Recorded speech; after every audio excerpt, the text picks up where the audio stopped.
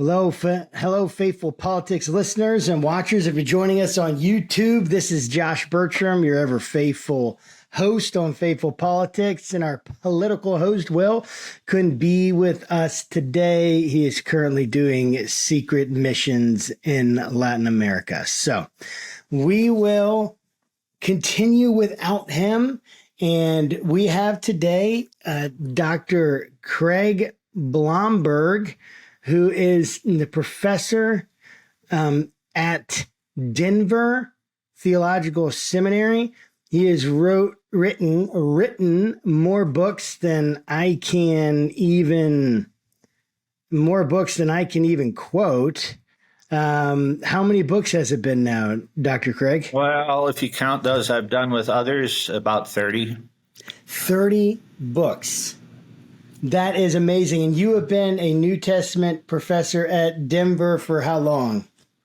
I came there at 86, so was there full-time for 35 years, and now I'm part-time in retirement, so I guess we're up to 37. 37 years. Was that the first seminary that you worked at? First seminary. I taught for 3 years at Palm Beach Atlantic College, now University in South Florida, but that was short-lived in comparison. Gotcha. So, well, we're so happy to have you on the program here today. Anyone who's been around the New Testament long enough or has been around and reading in certainly in any kind of evangelical circles and certainly beyond that would come across your name at some point. Dr. Craig Blomberg, in one of these studies that we've been going through, I remember like we were talking a little bit before that I had your historical reliability of the Gospels in my Jesus in the Gospels course in undergrad. And we were reminiscing on how long ago that was and feeling old together. So, but you're still a sprightly young man still writing books after all these years. Well, you've still got a lot of black hair. I don't have that. That's true. So you've been writing for a long time, studying for a long time.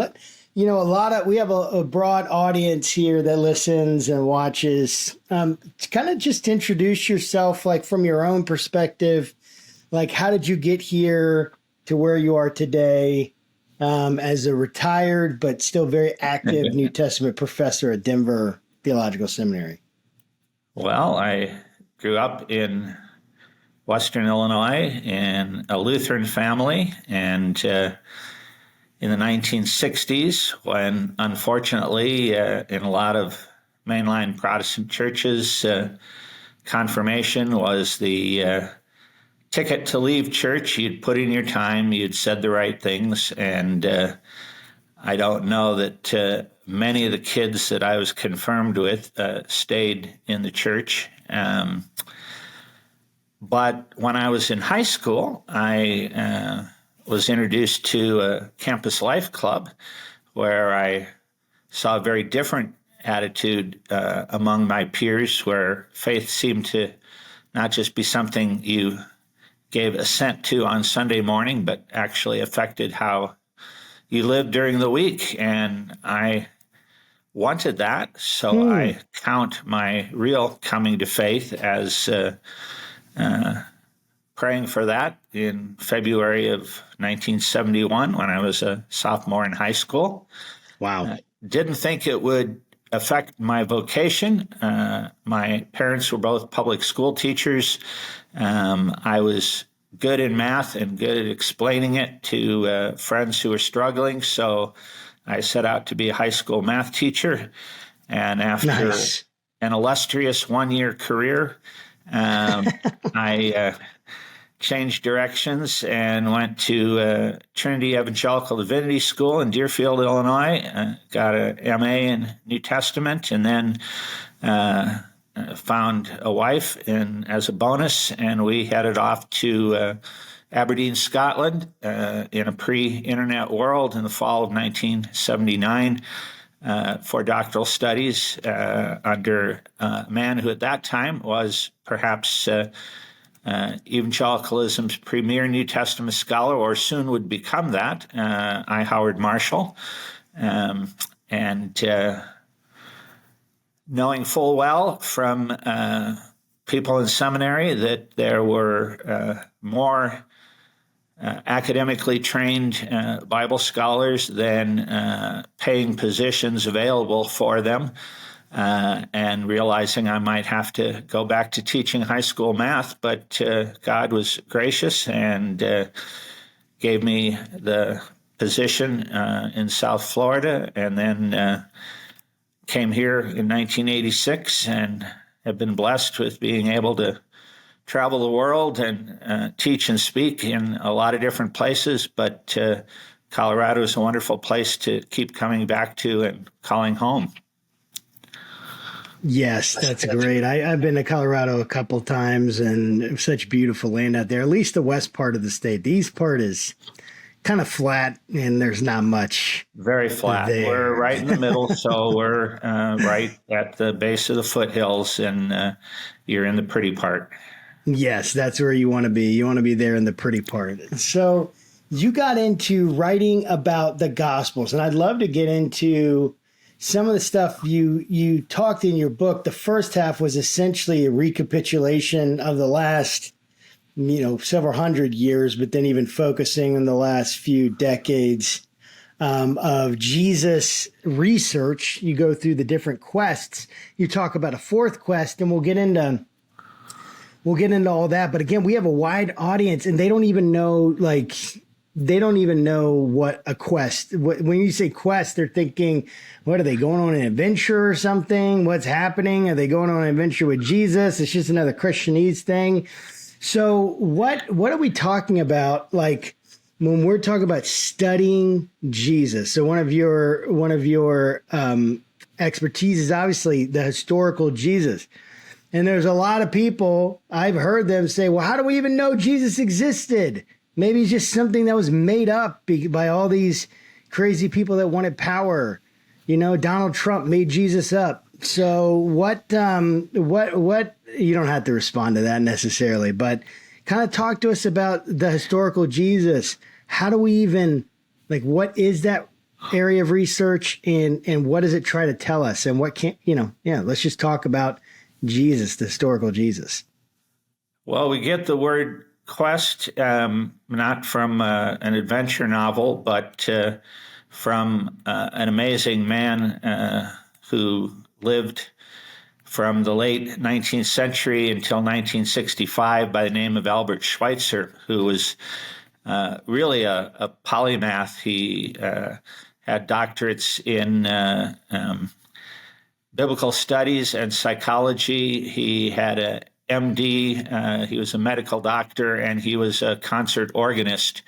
And by the age of 30, he had already written what would become his most famous book, The Quest of the Historical Jesus. And then he went off and was a Nobel Peace-winning medical missionary in West Africa for the rest of his career. What Schweitzer did was to survey in an age when there weren't nearly the helps for research that we have today. He simply read a few hundred books in several languages in order to survey what people had been saying from the late 18th century onward. The idea that Jesus never lived is not a modern invention. There have been people who have floated that idea off and on throughout history. There are people long before Donald Trump, going back to the first century, who have been talking about Jesus. So if Jesus was invented, he was invented by a whole lot of people very soon after the time he supposedly lived.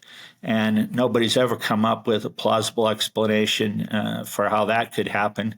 Christians didn't have any power for another 3 centuries.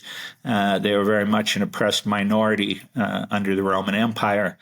But sensible people have nevertheless still asked the question, what can we know if we are just wearing our historians' hats? Take off a believer's hat, take off an unbeliever's hat, try to look at the evidence. Greg, so can you just pause for one moment and kind of talk about that for a second? I know you're about to go into and looking at the evidence, but what does it mean to take off my historian's hat or my believer's hat, my theologian's hat, and put on a historical hat? I use criteria and evidence and methods of historical research that are widely accepted by people of all different approaches. I don't start out and say, God said it, I believe it, that settles it for me, when I'm trying to talk with people who don't start with that starting point that God said it.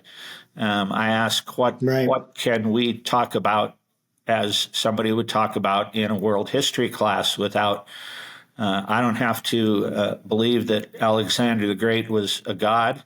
I don't have to worship him in order to say I know an awful lot of things about what he did during his life and his influence. Well, let's do that with Jesus, and not that it becomes a substitute for Christian faith for those who have it, but that we want to see how far we can get in a conversation with common ground with those who don't share our starting points. Yeah, that makes so much sense. So when we're talking about so the historical Jesus again, and one thing I appreciated about your book was you got into the methodology quite a bit more, and maybe not more than I know that a lot of people do that, but I appreciated your effort to get into the methodology. What are some of the methods that are used to determine, say that Alexander the Great, did this or that, and that Jesus did this or that, right? Because Jesus didn't leave any steles, right? He didn't leave any inscriptions, personally. We don't even have anything that he personally wrote. We don't think, at least that we know of, right? So what do we do? How do we even begin to figure this out?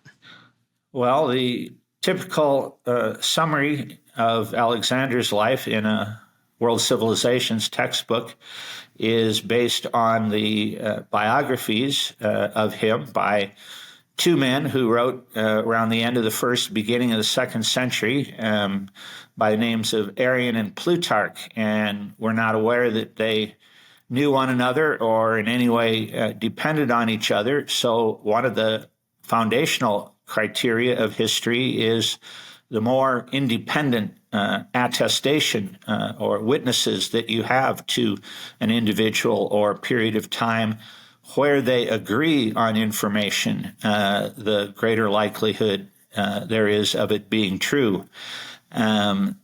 Another fundamental principle is when you discover a particular historian's bias.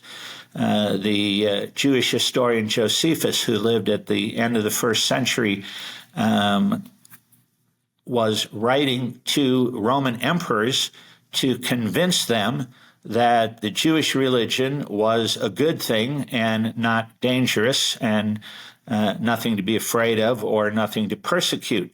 And so we know when we come to his work that he's going to try to put Judaism in the best possible light for a Roman audience. That tells me that when there are awkward or embarrassing things that he nevertheless includes in his history, there must have been some pretty strong evidence for those things for him to go ahead and include them because it sort of cuts against the grain. And you can do that with the Gospels as well. Jesus was very quickly being very exalted and even worshipped in Christianity. So what do we do with the awkward bits? What do we do with the hard-to-explain bits? That would be a second criterion that people could use.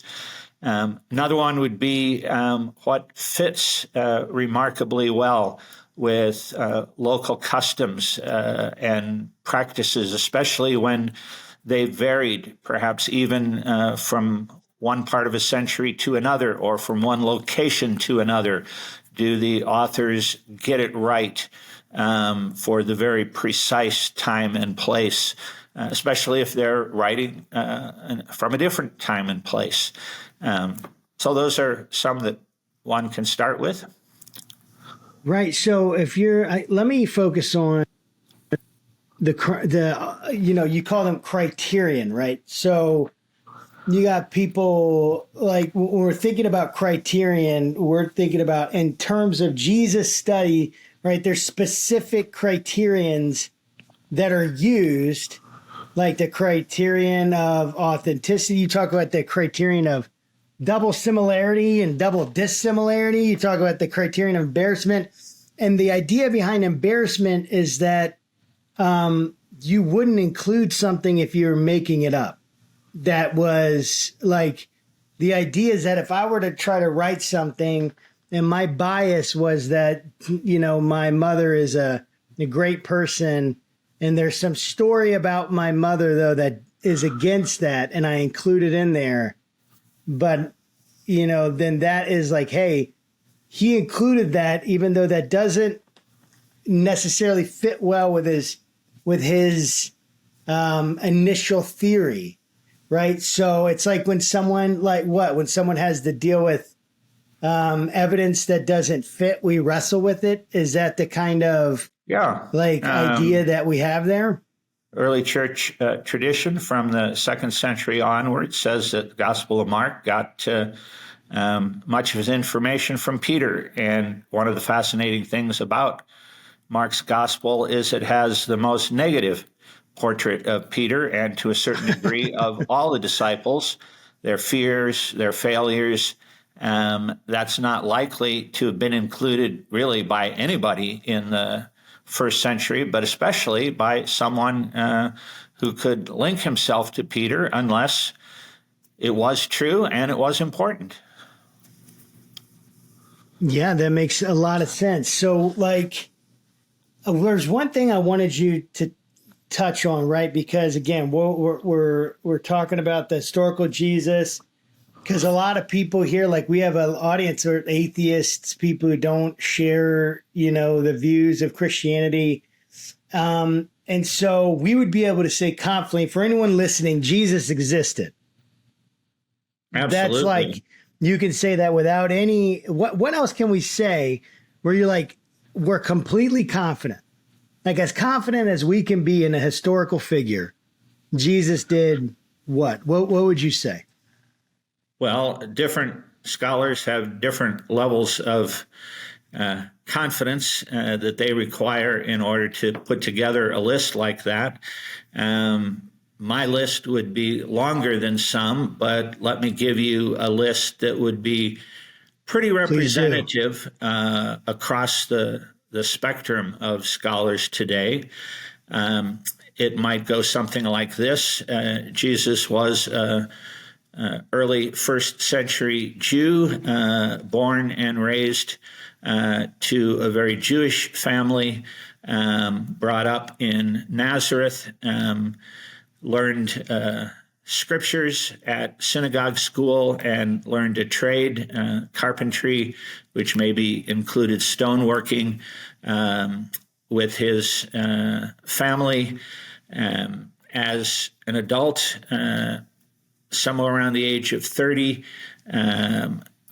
discovered that a man by the name of John was baptizing lots of people along the Jordan River in different places for the repentance of sins, and announcing that there was a coming one who would far eclipse his own ministry and would baptize with the Holy Spirit as well as with water.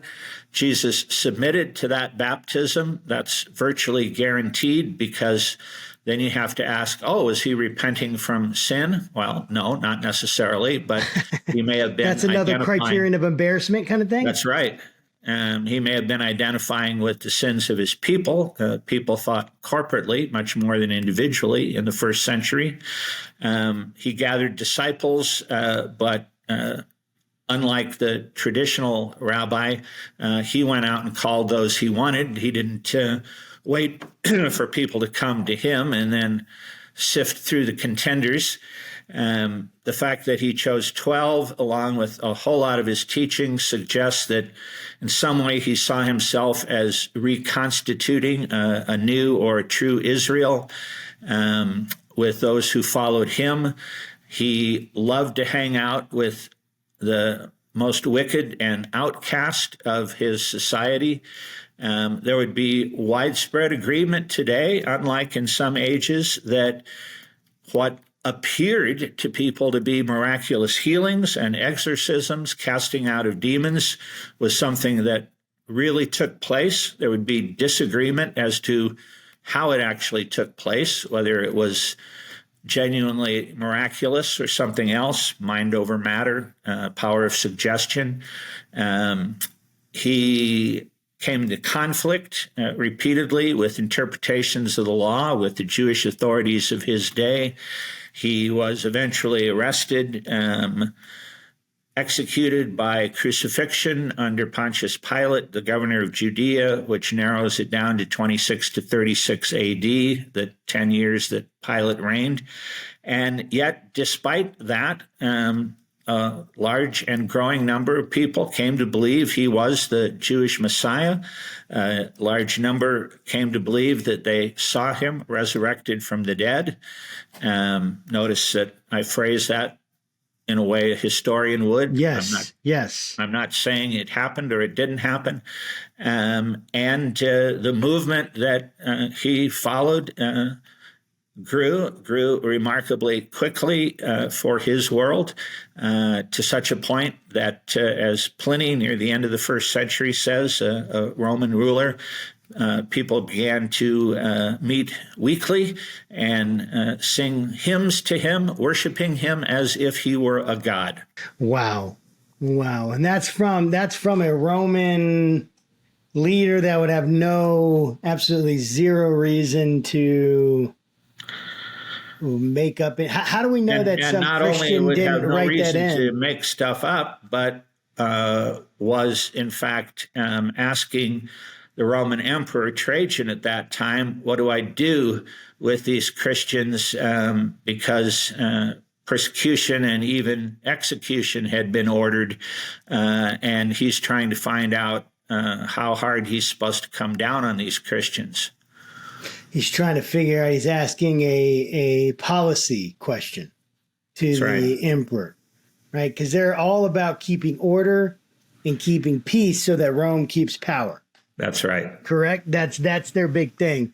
Yep. So if I were to say that to someone, like, hey, Pliny, the elder, is it Pliny the Elder? Is that the one who wrote it? Or the younger? Governor, okay. So Pliny, the governor, wrote it to Trajan, or, you have certain evidence from Tacitus and Josephus, though there's some debate. So what if someone was like, well, that's just an edit? Like later on, I heard it from Dan Brown, and I read it in the the Jesus whatever book. I'm forgetting the book that he wrote. Yeah, the Da Vinci Code. Yes. I wrote in the Da Vinci Code, or read it in the Da Vinci Code, and they just voted on Jesus existing in 325 AD or whatever, and they all wrote that in later. That was just what response do we have to that?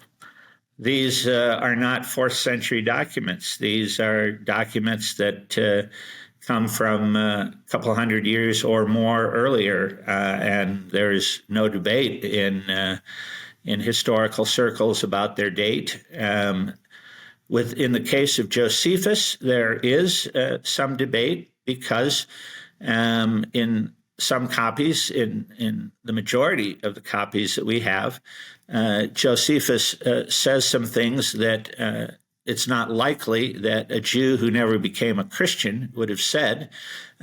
He simply calls Jesus the Messiah, and he simply refers to resurrection appearances.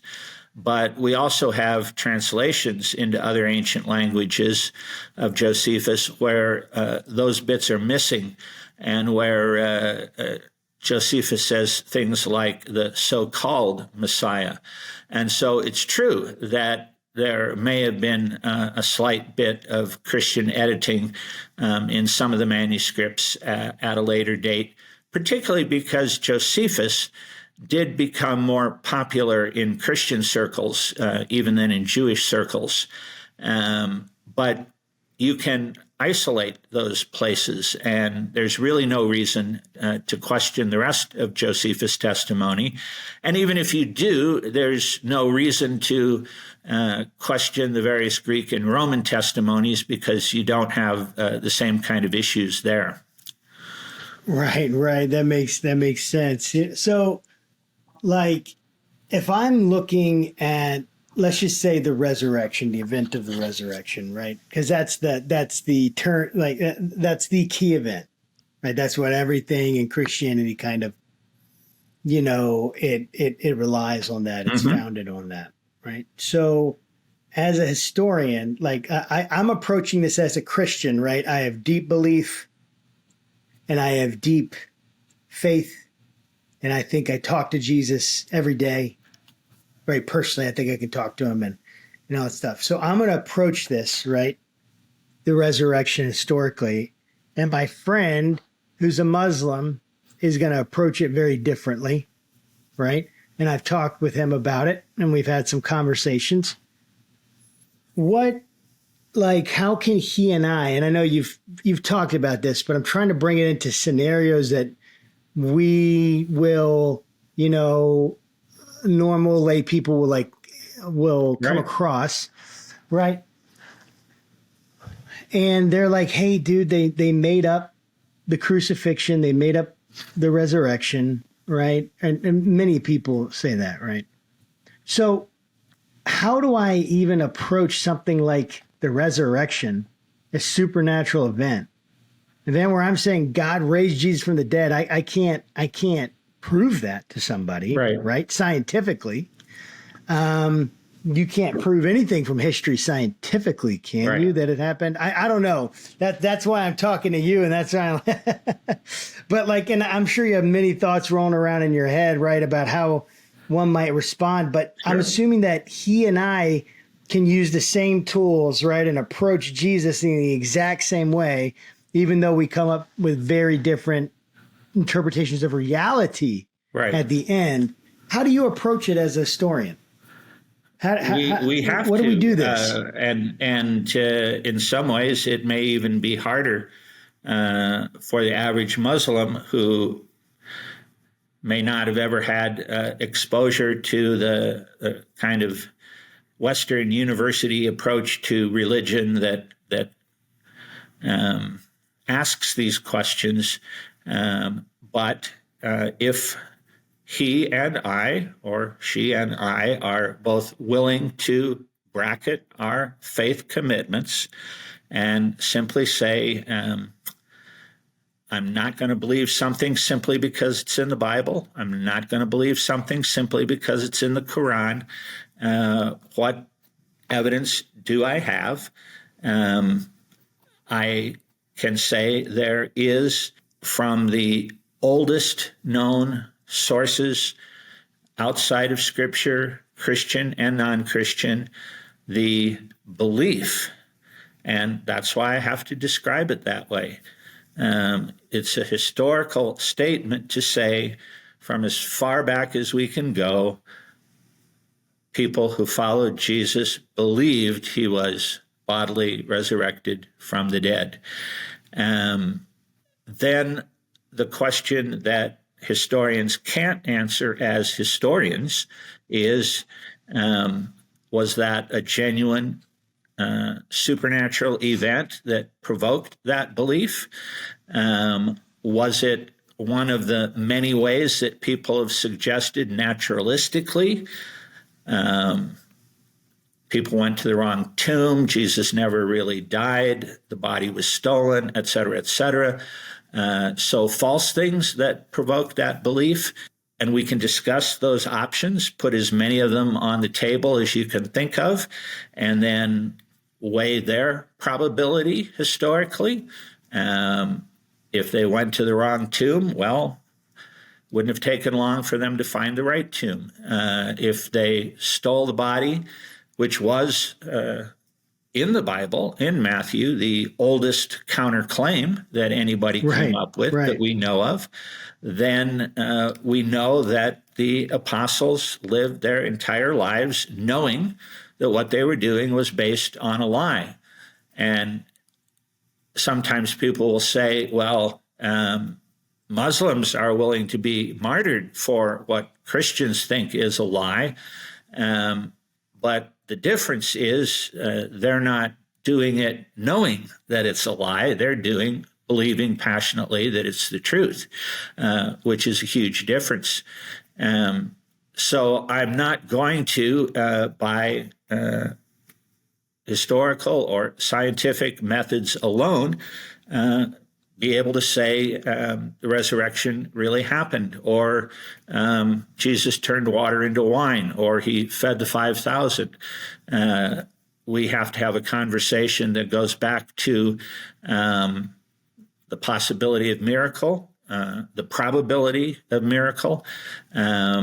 We have to face David Hume's argument square in the face from 18th century Scotland, where he said, I'm not claiming miracles are impossible. I'm just claiming that there's always better evidence and testimony for something that's natural rather than supernatural, a claim which in philosophical circles has widely been debunked, but the aggressive atheists, as they're sometimes called, of our day, aren't always aware of that, or the new four horsemen or three horsemen now, I guess. I don't know. Exactly, and at some point, faith is very much a part of any religious commitment. But the question is it faith that continues in the direction and with the momentum that the historical evidence is propelling them, or is it faith in spite of the preponderance of the evidence, or is it faith utterly unrelated to the historical evidence?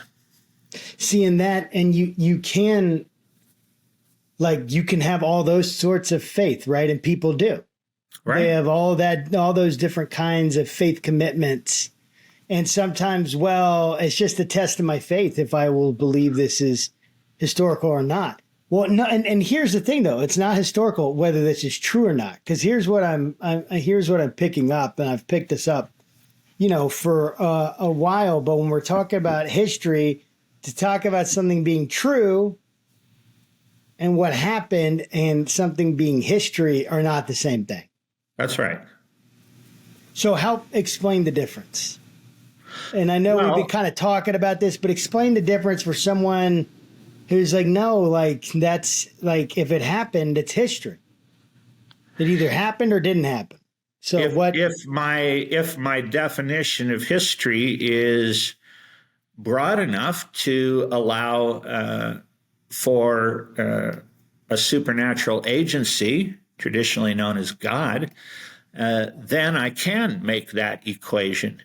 But if my definition of history is what can be demonstrated via agreed upon criteria that do not require belief in God, then my understanding of history is more limited. And it's going to have to say at some point, this is as far as I can go, to go back to my metaphor, wearing just my historian's hat. And so it has to be in history. It's like you have to be able to find something, right? Because academically, when we're talking about history, you're talking about written records, correct? I mean, the time at which there are now written records, not that they didn't have records before, right? They had paintings or whatever, an oral record, but it's just written records. So that makes sense. When we're looking at the Jesus story, and we're looking at the evidence for the Jesus story, say someone is going and they look at Luke, right? And they look at the two stories, it's Christmas time, and they look at the two stories and they're like, did this all happen at the same time? How is this possible? Are these angels or whatever? Okay. Again, we have supernatural. We've kind of dealt with some of that. History can't answer like history isn't subject to the same tests as, say, like some kind like gravity or some kind of scientific principle, right? It's just not subject to the same kinds of tests of Science, by definition, is that which can be repeated and studied, and preferably under laboratory conditions. History, by definition, is what has happened in the past, and therefore cannot be repeated, and studied, preferably under laboratory conditions. So, okay, so that makes sense, but it's like we've almost taken scientific and we've just said, when we put scientific, that means real. Or that means, right, that means true. It's scientific, it's true. But that's not what that means. I've had people tell me that very candidly, and to their credit, very honestly, their starting point in evaluating matters of religion is that they will accept only that which can be empirically demonstrated. And the irony is that that theorem or that starting point or that premise is not itself based on anything that can be empirically demonstrated. So they contradict themselves with their own starting point. And that's the hard thing, isn't it? Because it comes down to it's so much of this is a philosophical question at some level. Like, and what is the kinds of evidence we can use? Like, what are the kinds of evidence that are acceptable? And then how do we even evaluate those? It actually, if you were to take that approach, it actually proves too much, so to speak, because I love the line in Sully, the story of the pilot who landed the airplane on the Hudson River a little bit over a decade ago and saved everybody on board, when he's being interrogated by lawyers for the insurance companies. And I don't know if this happened in real life, but it's a great line in the movie. And they're talking about the possibility of a double bird strike taking out both engines. And one of the lawyers says, that would be unprecedented in the history of aviation. And Sullivan calmly responds, everything is unprecedented until the first time it happens. Exactly. So if you are going to take out anything that cannot be empirically demonstrated because something like it has happened before, then you take out all kinds of things that have nothing to do with the supernatural at all, that are acknowledged history that you might have even lived through and know to be true. Right. Yeah, you can't. It's like, yeah, like if you were to take everything that's improbable and say it didn't happen, there'd be very little that you could say was actually like the probability of me being here.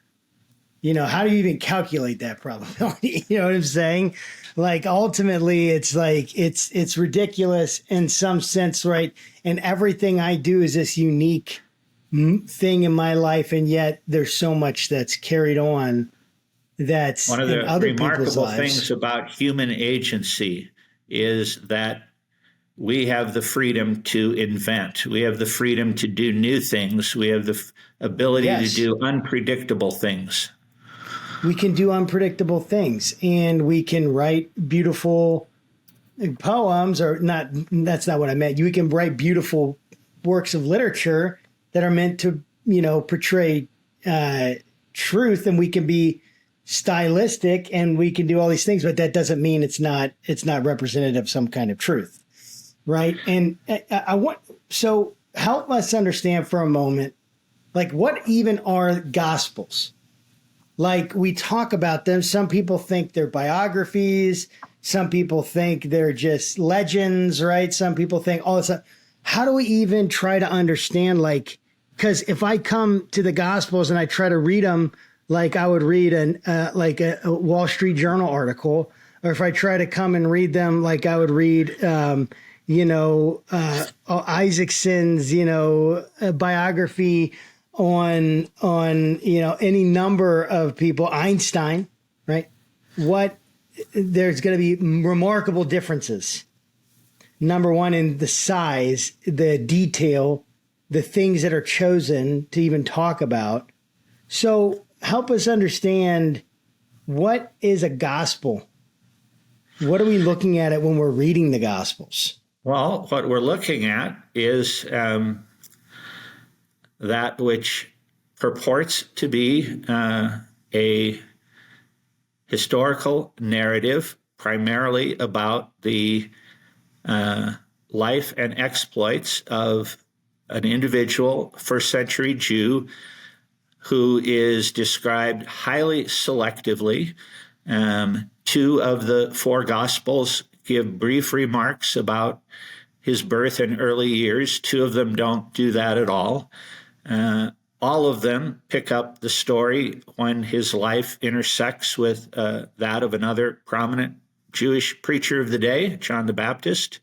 And then in some combination of chronological and topical or thematic sequence, gives representative stories, representative teachings from this man's adult life, which lasted from the moment he went public for about 3 years. And then in a very disproportionate way, the narrative time slows way down, like when the adventure mystery discovers the ticking bomb that's going to explode in 10 minutes, but it takes a half an hour of real time in the movie to find out what happens.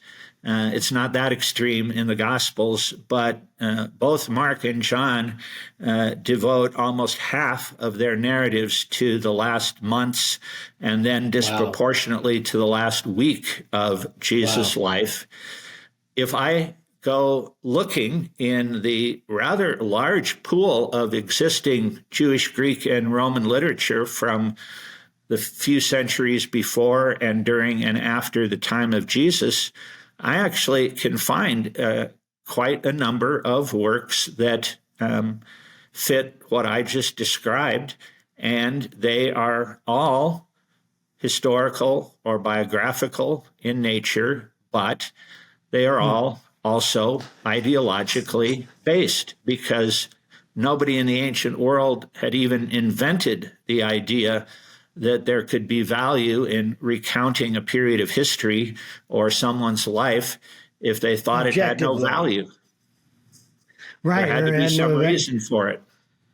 Right. So a historian writing at the time, they're just writing good history to have bias, right? They're just writing good history to have, I mean, even if, whether they even say that. And so they are going to be selective in what they include and not include. And the fact that the Gospels in the New Testament do contain so much that doesn't directly support their overall biases to get people to follow and worship Jesus is, again, something that you don't find in many other biographies and histories. So that becomes telling. So, I mean, this is just remarkable, and I want to shift, moving over into talking about Jesus the purifier and even the purity. There's so many questions I have about this. We'll have to be careful with our time and everything. But before I move on to and shift in that direction, this is such a fascinating conversation to me, because there are so many people that are so misinformed when it comes to Jesus, and there are so many. I remember years ago at an airport and sitting there eating, and someone came and sat next to me, and we got in a conversation about Jesus. and got in a conversation about what Jesus was a historical person. And this person said, I don't think he was historical. And they were a PhD. They were in a PhD. And looking back on it now, I'm like, wow, I don't even know. Maybe they made that whole thing up because they don't seem to have, like, they weren't very critical. Like, looking back, I was like an undergrad and I was just trying to pull things out that I had heard in class. And, but I remember them saying, oh, well, you got to show me the evidence of it. You got to show me, oh, you don't remember where that is? See, I need to know exactly where where those parts are, like Tacitus and Josephus and stuff like that, because they're somewhere, But it's like people have this, like, they have this animus towards Jesus that they wouldn't have towards Caesar, or towards very few other, certainly, historical figures of the ancient world, maybe more recently. So, like, when it's coming to how we actually even, like, when we're sitting there reading the Gospels and figuring out, like, who am I actually, like, what am I reading? Who is this person behind the words? Do you feel like on a personal level, how important do you think it is to, like, be asking those questions about, Luke says this, but is that what Jesus really said? Like, I guess I'm trying to figure out the question's not coming out right, but it's really about, like, someone's faith. And when they're looking at these Gospels and there's so much debate and there's so much scholarly, all this stuff. And we're like, we just want a simple faith. We just want a simple faith, but it doesn't seem that simple. It seems very complicated. It seems like there's these massive historical questions that are difficult. And how does a normal person who doesn't even have access to any of this stuff, how do they even figure this? How do they even figure this out?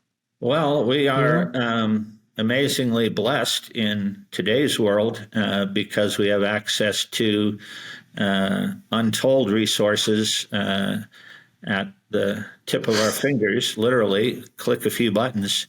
I was very curious when the artificial intelligence programs first started to come out, and I have a browser that uses Bing, and so I was experimenting with Bing AI and thought, let's see, a few years ago when there was a Google program that you could talk to and it would answer back, our pastor illustrated in the middle of a message how when he asked it, does God exist? The answer was something like, I'm not able to address that question.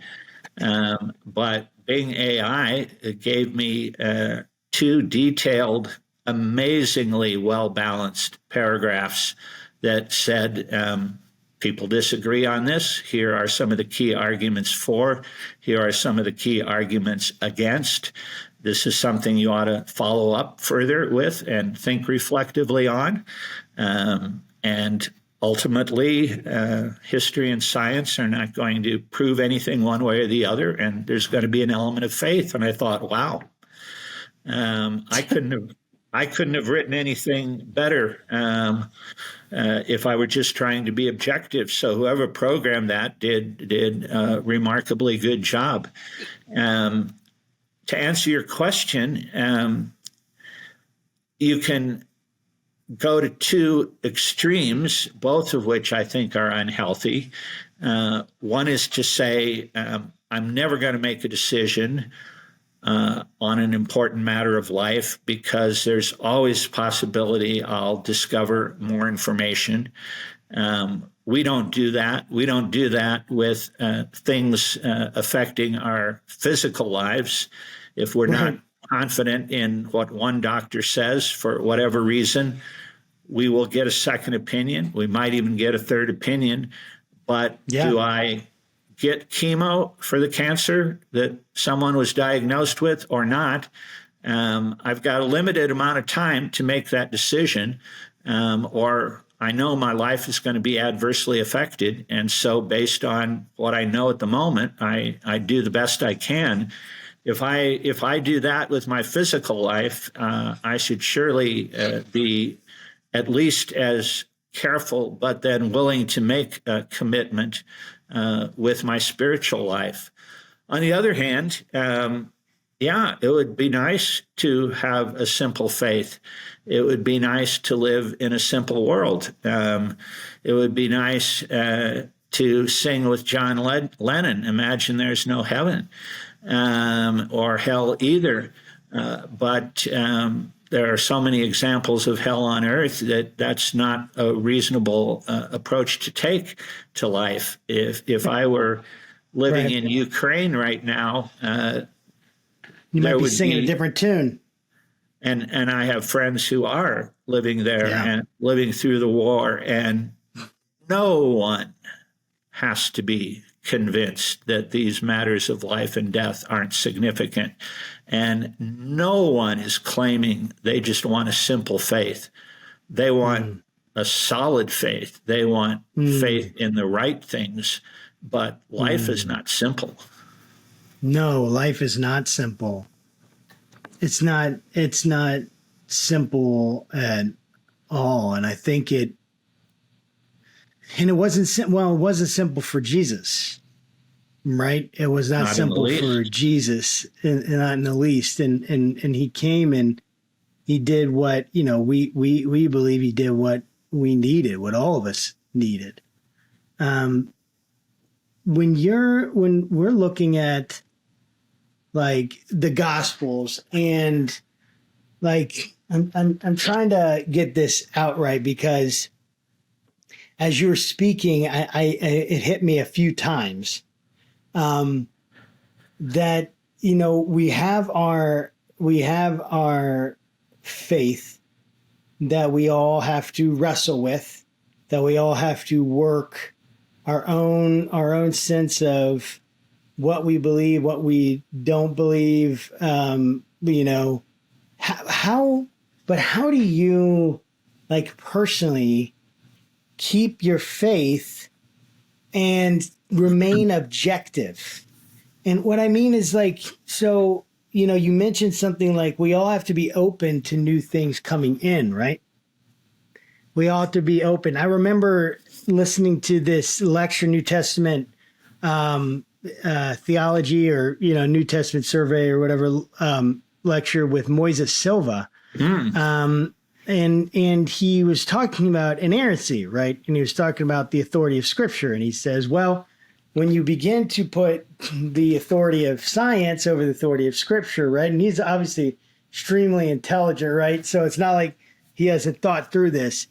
It's like when you do that, you essentially are saying, I'm going to judge the standards of the Scriptures by human standards.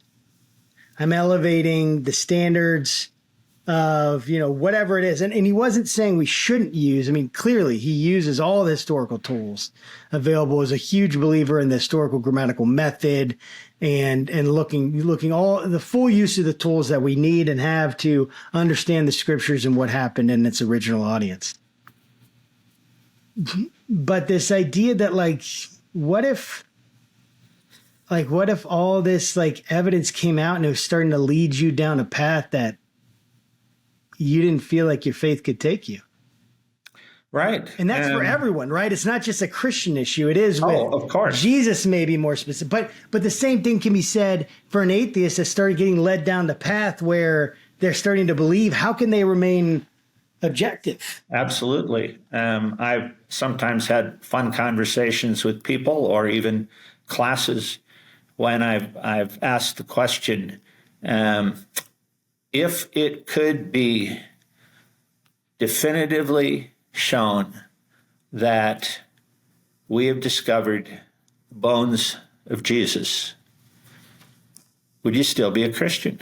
Notwithstanding what Paul wrote in 1 Corinthians 15, 12 to 19, where he says, if Christ be not raised, our faith is in vain, and we are of all people most miserable. It is remarkable how many people, especially believers, will say that they didn't have to give up their faith. I liken that to what, as you say, atheists and those of other religions do when they are presented with something that seemingly conclusively contradicts their belief. If we say in principle we would never change our mind, then what's the point of any conversation? What's the point of reading anybody other than people who simply reinforce our already existing biases?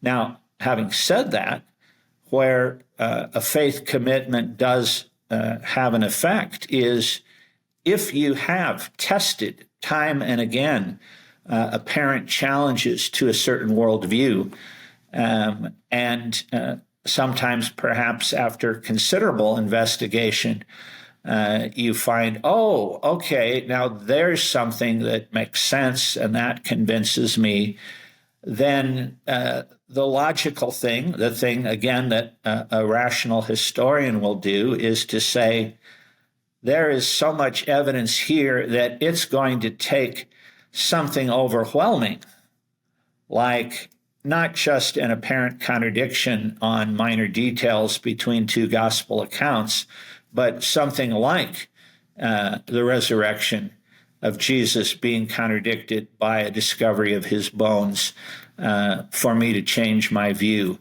But I think the only way, to use philosophical terms, the only way that a view can be considered verifiable is if it can also be falsifiable. So the question was, how do you keep your objectivity when you are looking at, the Gospels? Right. And if you had mentioned about your students when you asked them the question about what if it was discovered that Jesus' bones, we found their bones. Well, so, I like what Howard Marshall wrote, my PhD supervisor from years ago, that a historian develops a sense of the reliability or unreliability of a document as they study it. And the more they study it, the more they have a sense where on a spectrum from totally unreliable to totally reliable would you place something. And the more that general impression favors reliability, it's only natural, it's only part of the historical enterprise that you are going to want stronger counter evidence before you change your views. I'm going to want something like the bones of Jesus and not just, oh, here's another problem, how to reconcile two discrepant gospel accounts on some fairly minor detail. But to use philosophical language, a view, a tenet cannot be called verifiable if it cannot also be falsifiable. If I say flat out, there is nothing under the sun that could ever change my mind on this, then you have what philosophers call fideism, a belief just by pure faith. I've met a lot of those people in political debates on both the right and the left. Don't confuse me with the facts. I'm going to believe my conspiracy theory no matter what. And there's hardly any point in having a conversation with such people on those topics.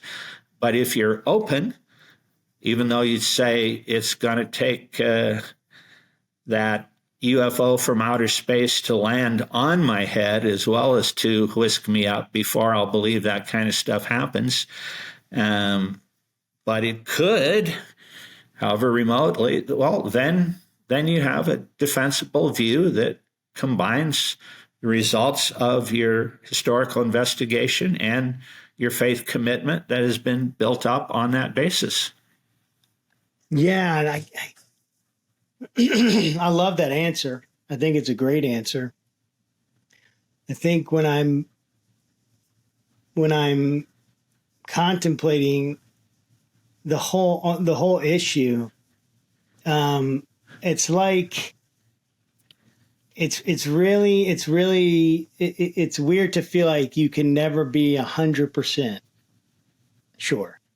But you're never 100% sure of anything. Anything. Yeah, totally. I'm going to make the radical prediction that when you sat down for the first time in the chair you're in this morning, you did not carefully check it out to make sure that there weren't any new cracks or things that would make it collapse on you. You were not 100% certain, but you sat down anyway. You had pretty strong confidence based on previous experience.